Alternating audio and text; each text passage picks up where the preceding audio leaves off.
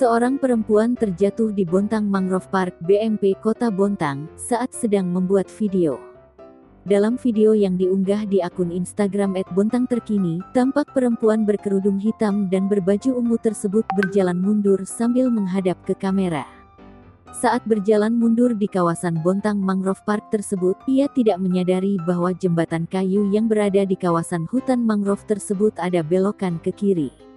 Naas, saat akan membalikkan badannya ke arah depan, kaki kirinya sudah terlanjur melewati jembatan tersebut. Wanita berkerudung hitam tersebut akhirnya jatuh ke bawah jembatan tersebut.